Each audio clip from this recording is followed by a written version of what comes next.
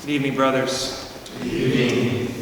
Today's gospel, as we sang beginning of prayer, was on the Transfiguration. And just a few points of reminder. I'm sure we're all very familiar with it. Jesus led the disciples up a mountain and was transfigured in front of them. Peter, having just confessed that Jesus was the Son of God, saw him transfigured and did not want to let him go. Let's build some tents and stay here. The Father interrupted Peter and affirmed Jesus' glory, while at the same time instructing the disciples to listen to him, not to rebuke Jesus when he speaks about the suffering and death that he must go through. The disciples are overcome with fear, but Jesus tells them not to be afraid. Rather, be strengthened by what you have seen, for times of trial are coming. But tell no one of this. So I read this gospel, I was thinking about the many ways that the Lord has been transfigured and presented himself to me in my life and in all of our lives. And I invite us to remember those times when he's clearly been present to us. Maybe not in the way he was with the disciples, but through the many other ways that he comes into our lives.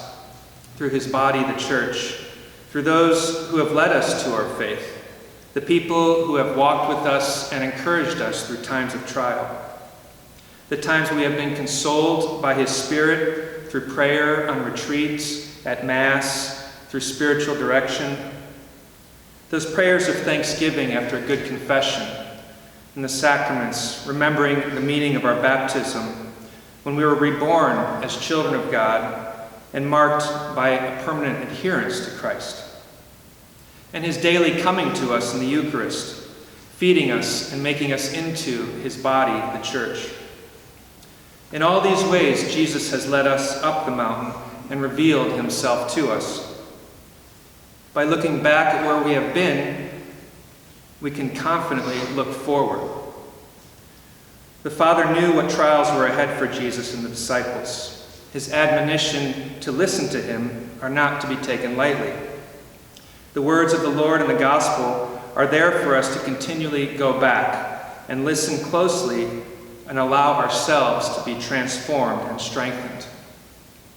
We are called to pray over these words and listen to what he tells us, to take the whole of our lives and place them next to these words in the gospel, asking, what is Jesus telling me to do about this or that part of my life?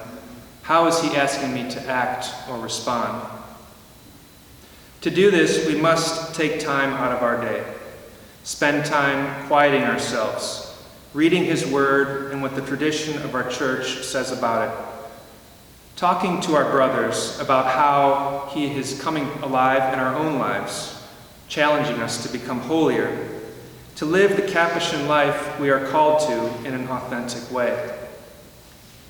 Brothers, many of us are heading to the mountain of Alverno tomorrow. Thanks be to God.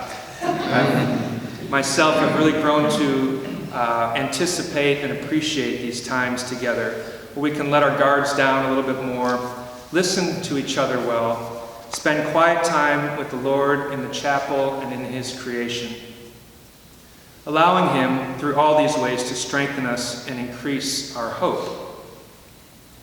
This is a hope that is fully realized at the end of Matthew's Gospel, where after gruesomely dying on a cross and his dead body laid in a tomb for 3 days, he rose to life and again led the disciples up a mountain, this time telling them not to keep it all a secret, rather, go and make disciples of all nations, baptize them, teach them, and realize he is with us always till the end of time.